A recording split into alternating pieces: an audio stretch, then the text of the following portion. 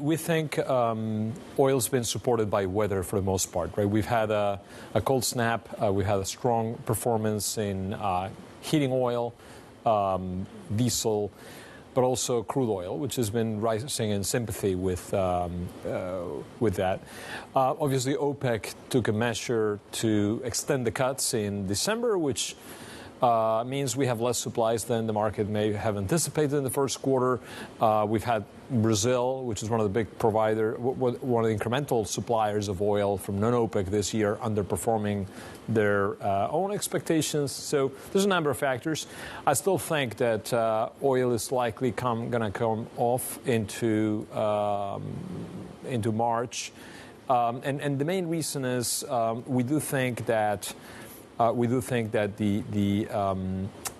market is in surplus. We have probably more barrels of oil coming in on the supply side than the market wants to buy, because at the end of the day, we're still in a very frail macro outlook. We're still in a frail industrial outlook here over the course of the next few months. Okay, so Brent is at $77 a barrel. You do think the market is still oversupplied, despite the support we've seen to prices in recent weeks. Where does that leave your kind of target range?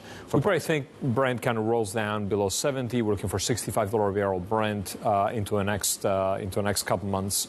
And again, I do think there's a winter element to it. Remember, we've had global gas rising as much as $15 per MMBTU, which is close to $90 a barrel. That's kind of roughly in parity with diesel, gas oil, heating oil.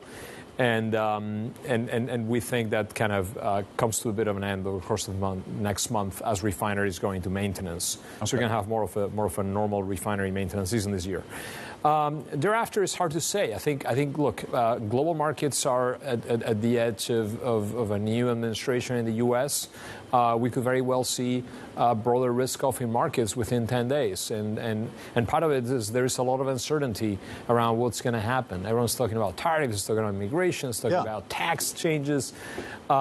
But nobody really knows, right? I just attend investor dinners and lunches and discussions with different corporations. Nobody really knows what's coming down the pipeline. We have a sense that maybe there's tariffs, but we don't really know what those tariffs are going to be, how they're going to be applied. We know tax changes are coming.